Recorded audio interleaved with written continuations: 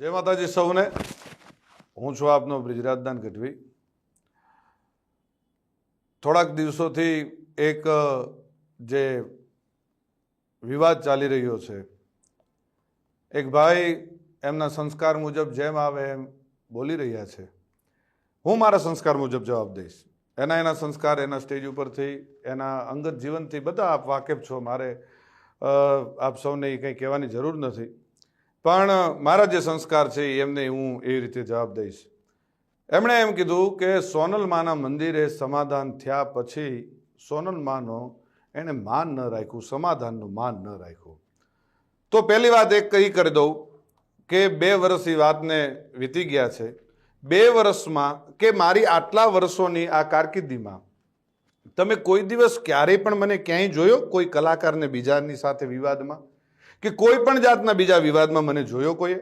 કોઈ દિવસ ન બને। હું કોઈ વિવાદમાં ક્યારેય પણ પડવાવાળો માણસ જ નથી। હું આ બધી બાબતથી બહુ પર રહેવાવાળો માણસ છું। આ ભાઈ છે ને એણે ખૂબ મારા ચાળા સમાધાન પછી કર્યા છે, પણ જેટલા સહન થતું હતું ત્યાં સુધી સહન કર્યું છે। પછી સહન થાય એવું નહોતું એટલે જવાબ દેવો ખૂબ જરૂરી હતો અને એને જ દીધો છે। આ પાક્કું હજી કહું છું કે 2025નું એને જ કીધું છે મેં। એમાં હજી હું કહું છું, રિપીટ એન્ડ રિપીટ કહું છું કે એને જ કીધું છે અને એને જે મજા આવે એને એ છૂટ છે।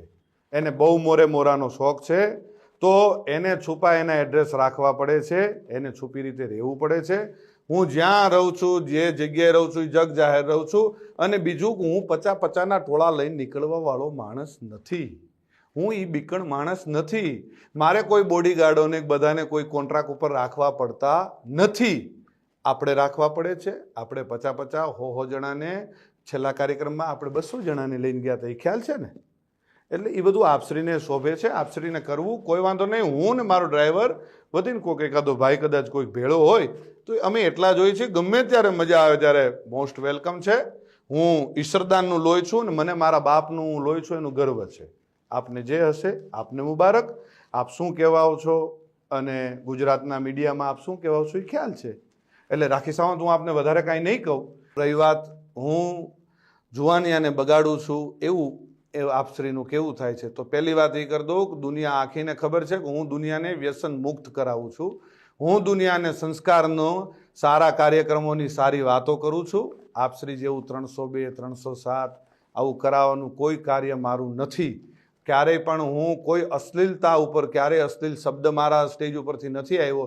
જે આપના સંસ્કાર મુજબ આપ ખૂબ સરસ રીતે જે આપના સંસ્કાર આપ દેખાડો છો એ મારું ક્યારેય હું કોઈ અશ્લીલ શબ્દ નથી બોલ્યો, કોઈ બેન દીકરી માટે ક્યારેય કોઈ હું ખરાબ વાત નથી કરી।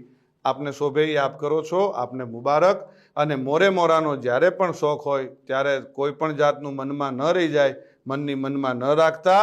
વેલકમ છે અને મોસ્ટ વેલકમ છે। મારે તમ તારે કોઈ બીજી આપની સાથે બીજી ચર્ચાઓ નથી કરવી, બીજી વાતો નથી કરવી, પણ મારા ચાહક મિત્રો, મારા બાપુના ચાહક મિત્રો, લાખો કરોડો ચાહક મિત્રોને માઠું લાગ્યું છે। અને આ માત્ર તમે મને એકને નથી કીધું, ચારણ સમાજને કીધું છે। તમે જે શબ્દ વાપર્યા છે મને મારી એક માટે નથી વાપર્યા, ચારણ સમાજ, આખા ચારણ સમાજને તમે સંબોધીને કીધું છે। અને બીજું કે જે આપશ્રીના રોટલા ચાલે છે ને એ કોના થકી ચાલે છે ખ્યાલ છે ને? મારા કે મારા પરિવારનું હું નથી કહેતો, ચારણો થકી ચાલે છે।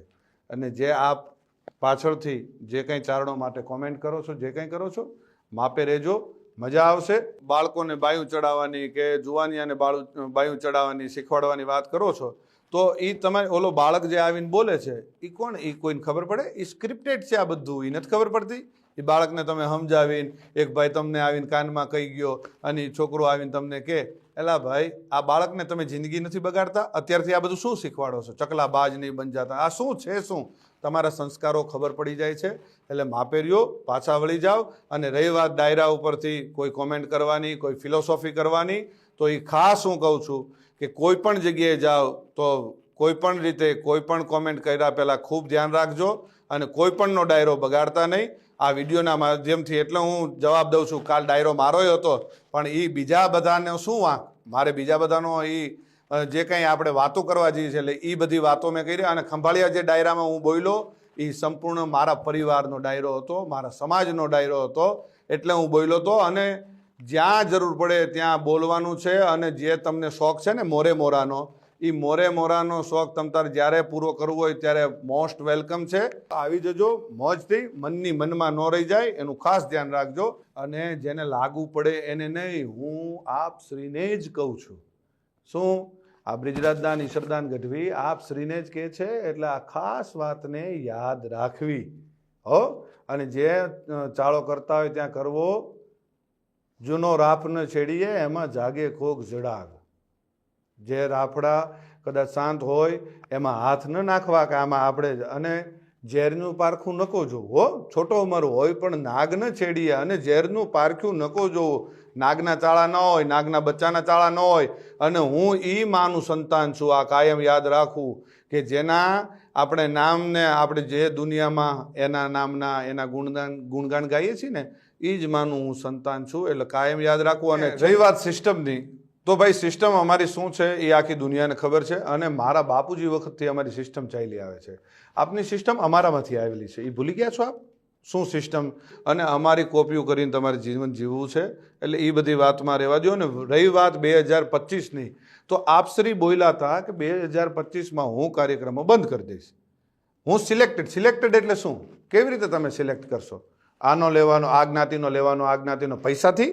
જ્યાં જઈએ ત્યાં સંબંધો બગાડીને આવીએ છીએ, નથી ખબર? ગમે એને ત્યાં મોઢા બગાડીને આપણે રૂપિયા લઈને સંબંધ બગાડીને આવીએ છીએ, નથી ખ્યાલ? બધી ખ્યાલ છે. બધી ચોખોટું, ઘણી બધી ચોખોટું હું કરું ને તો ઘણી બધી ચોખોટું થાય અને દુનિયા થૂ કરશે. એટલે મહેરબાનીથી શાંતિથી તમે જે કરતા હોય એ કરી ખાવ. અને જેમ બંધમુઠ્ઠી છે, આ જે બંધમુઠ્ઠી છે ને એ જ જમાવટ છે. જો ખુલી જશે તો તમને કોઈ પણ રીતે સહન નહીં થાય. એટલે મહેરબાની કરીને શાંતિથી તમારું જીવન જીવો. અને આપશ્રીની એવી ટેવ છે કે આપણે સવારે બોલીને સાંજે ફરી જઈએ, સાંજે બોલીને સવારે ફરી જઈએ. રોજ આપણે ફરી જવું હોય એ આપશ્રીના ખૂબ સારી રીતે આપના સંસ્કારમાં હશે. અને ખૂબ ફરવું, કાચીડો જેમ રંગ બદલે ને એમ આપણે રંગ બદલીએ છીએ. એ તો આપની માટેની ઘણી બધી કહેવતો છે. આપને રાખી સાવંત કહે છે, આપને કાચીડો કહે છે, આપને શિયાળિયું કહે છે, બધા ઘણા બધા છે. અને જે 18 વર્ષને આપ સાથે લઈને ચાલવાવાળી હમણે જે આ 2025થી આપને જે ભાવ જાગવા માંડ્યો છે, ખબર નથી? મારી માફી માંગ્યા પછી માને મારી માફી, બીજી સમાધાનવાળી વાત મને અત્યારે યાદ આવે છે. સમાધાન? ભાઈ હું સમાધાન કરવા આવ્યો હતો? આપ શ્રી આપના 50 જણાને દોડાવ્યા હતા કે બ્રિજરાજદાનભાઈ યાર જલ્દી સમાધાન કરાવી દો, નકર આમ થઈ જશે ને તેમ થઈ જશે. એટલે એ બધી વાતો બંધ કરો. અને બીજી હજી એક વાત કરી દઉં, 18 વર્ષને સાથે લઈને આલો છો. કેદી આવેલા તમે? ખબર નથી? એક કાર્યક્રમમાં, જાહેર કાર્યક્રમમાં 10,000 માણાની, જે તે સમાજનો કાર્યક્રમ હતો, 10,000 માણાની વચ્ચે માફી માગવી પડી હતી. ભૂલી ગયા છો? ખોટી બધી વાતો બંધ કરો. જે કરતા હોય કરી ખાવ.